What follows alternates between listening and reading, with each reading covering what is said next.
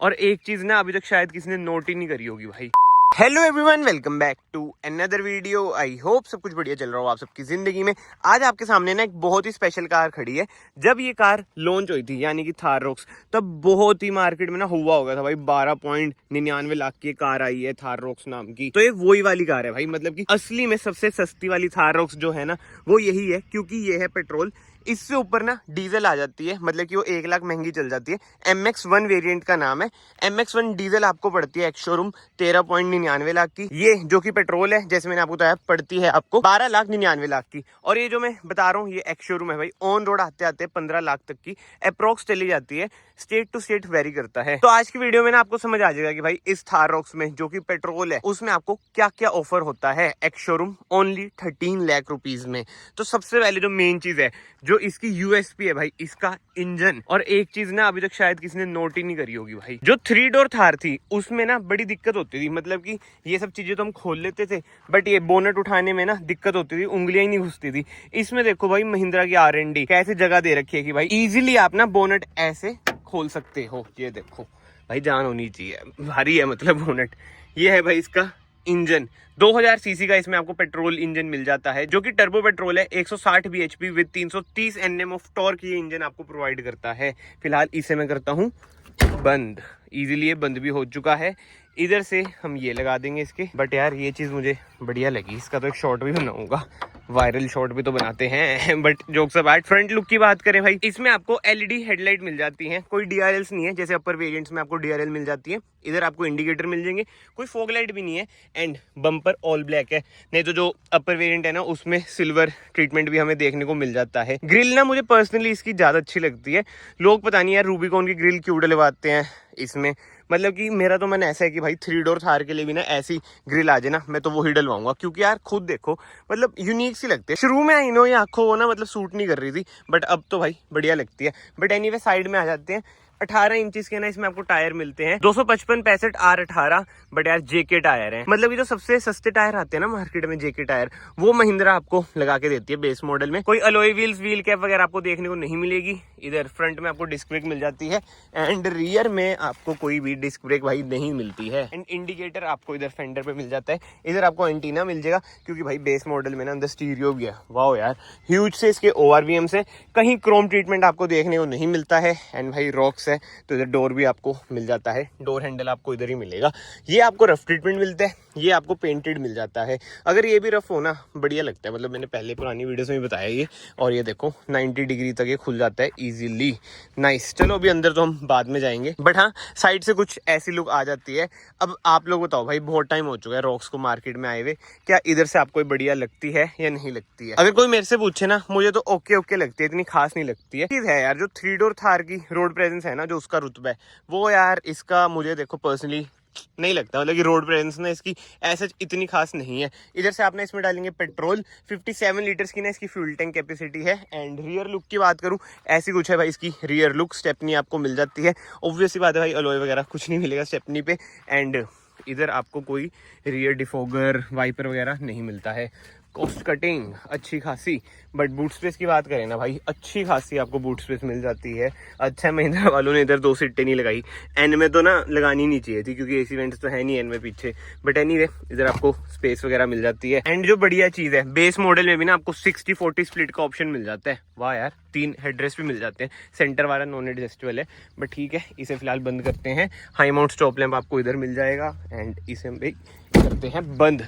तो बाहर से भाई मोटी मोटी कार आपकी कुछ ऐसी है। और हाँ यार, टेल लाइट टॉप मॉडल में भी ऐसी टेल लाइट आती है। ये LED ट्रीटमेंट मिल जाता है, नीचे रिफ्लेक्टर्स मिल जाएंगे, कोई रिवर्स कैमरा नहीं है, केवल 2 रिवर्स पार्किंग सेंसर आपको देखने को मिलते हैं। तो ठीक है यार, बाहर से मोटा मोटा कार आपकी कुछ ऐसी है। और मोनोग्राम्स भी ना थार रॉक्स का बस एक इधर ही आपको देखने को मिलता है। बट अब हम चलते हैं पीछे, आई मीन रियर सीट्स पे चलते हैं।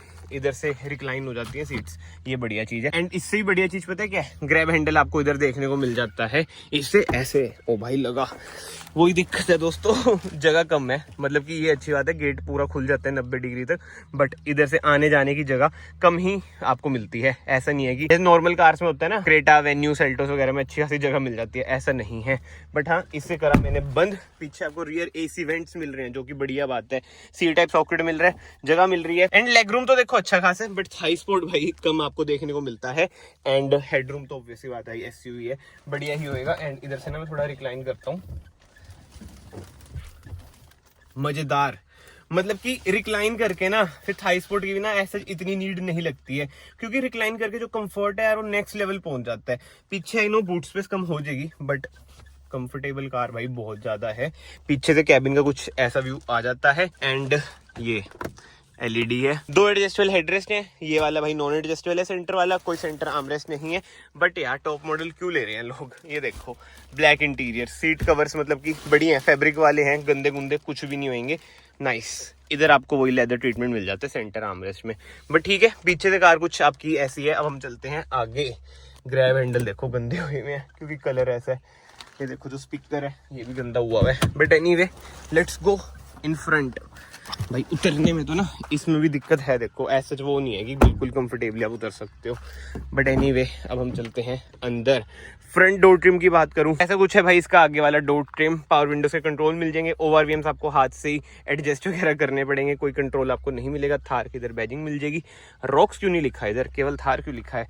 बोटल होल्डर, कुछ स्पेस। एंड बेस मॉडल में भी ना आपको हाइट एडजस्टमेंट का ऑप्शन मिल रहा है, जो कि बहुत ही बढ़िया बात है। बाकी तो स्लाइड रिक्लाइन वगैरह आप कर सकते हैं। और मोका ग्रे लिखा है इधर, ये मोका ग्रे है यार। मोका ग्रे भी आपका गंदा तो हो ही रहा है, बट ठीक है। पहले तो बिल्कुल ही वो वाइट आता था, वो शायद ज्यादा गंदा हो जाता होगा। वही है, महिंद्रा देखो वैसे सुनती सबकी है। जैसे जैसे मतलब कि सोशल मीडिया पे ओपिनियन आए ना, उन्होंने एफर्ट्स तो करे। इसे वैसे ऑल ब्लैक कर देते हैं ना, ज्यादा सही लगता। बट हाँ वो हो जाता कि एरी कम लगती कार, थोड़ी दबी दबी सी लगती। बट एनीवे भाई इंडिकेटर को भी मैं बंद करता हूँ और अब एक बार ना कार स्टार्ट करता हूँ।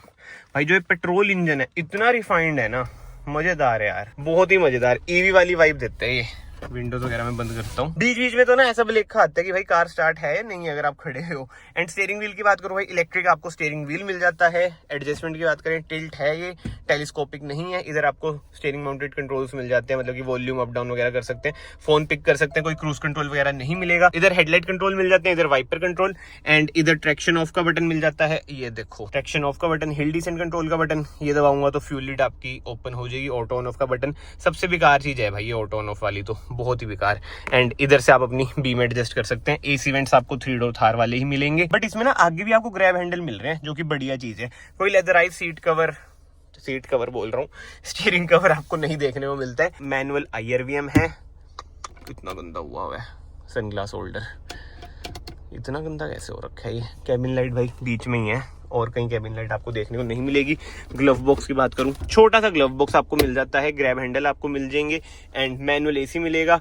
इधर से आप अपनी हैजार्ड लाइट ऑन कर लेंगे। 12 वोल्ट का इधर सॉकेट मिल जाएगा। भाई ये चीज स्कॉर्पियन में भी दे दो यार, क्यों केवल इसमें दे रखी है। 6 स्पीड मैनुअल गियर बॉक्स मिल जाएगा। बट भाई मैनुअल 10 बार सोचना फिर लेना भाई महिंद्रा का मैनुअल। मेरे पास ऑटोमेटिक भी है महिंद्रा की स्कॉर्पियन, और मैनुअल है महिंद्रा की थार। मैनुअल इतना गंदा भी मैं चला रहा था ना भाई, सेकंड गियर अटकता है यार, बहुत ही ज्यादा अटकता है। जैसे एक होती है ना स्मूथ गियर शिफ्टिंग, जैसे क्रेटा वरना मतलब कि हुंडई की कारों में, किया की कारों में, वो नहीं है भाई, अटकता है यार। मतलब कि देखो यार पर्सनली मुझे बढ़िया नहीं लगता मैनुअल, बट ऑटोमेटिक इनका टॉर्क कन्वर्टर बहुत ही खतरनाक है। बट एनी डे डीजल से ना ये बहुत ही पावरफुल फील होगी आपको जब आप इसे चलाओगे ना। लो एंड टॉर्क में थोड़ी बहुत दिक्कत लग सकती है, बट एक बार आपने इसका पंजा दबाया जो दौड़ेगी भाई, जो टर्बो हिट होता है कार का, अमेजिंग है यार चलाने में तो। और लाइट सी भी बहुत फील होती है एज कम्पेयर टू डीजल ये कार। बाकी manual hand brake, 2 cup holder, centre armrest, ये हाँ खुलती है भाई। स्पेस भी ठीक ठाक है। अब तो ऐसी आ गई कि भाई दोनों एडजस्ट होंगी इसमें, तो चलो ये केवल ये एडजस्ट होती है ना, ये भी एडजस्ट होने लगी। मेरे ख्याल से टॉप मॉडल में ही आई है ये चीज। तो हाँ आगे से कार आपकी कुछ ऐसी है, बट जैसे मैं मेरे पास 4-5 दिन थी, ये मैंने चलाई थी अच्छी खासी, इधर की साइड में बैठा भी था। इस कार में जो मेजर ड्रॉबैक है भाई थाई स्पोर्ट का, थाई स्पोर्ट भाई आगे भी बहुत ही ज्यादा कम है। इसके अलावा भाई मुझे तो कोई दिक्कत परेशानी इस कार में नहीं लगती है। बाकी इस इंस्ट्रूमेंट क्लस्टर ना इसका कुछ ऐसा है जो कि आप इधर से कंट्रोल करेंगे, वही बेसिक जैसे 3 डोर थार में है ना, वो ये कुछ खास इसमें है नहीं। TPMS वगैरह भी नहीं है भाई इस वाले में। तो अपर वेरिएंट्स में आपको TPMS भी मिल जाता है। एंड की बात करूँ ना, दोनों की आपको रिमोट की मिलती है। नहीं तो 3 डोर में आपको होता है एक आपको नॉर्मल मिलती है, एक रिमोट की मिलती है। लॉक अनलॉक इधर से आपका टेल गेट ओपन हो जाएगा। बट ठीक है यार, इस वीडियो को फिलहाल मैं यहीं पे एंड करता हूँ। कमेंट सेक्शन में जरूर बताओ भाई आपको थार रॉक्स कैसी लगी, कैसी नहीं। एंड क्या आप पेट्रोल पे जाएंगे या फिर डीजल पे जाएंगे? भाई पेट्रोल में आपको ना पावर अच्छी मिल जाती है, बट जो माइलेज है वो बहुत ही ज़्यादा कम मिलती है। मतलब कि मेरे पास ना थार ये पेट्रोल थी 3 डोर वाली, 9-10 की माइलेज, मैनुअल में भी 4x4 थी वो।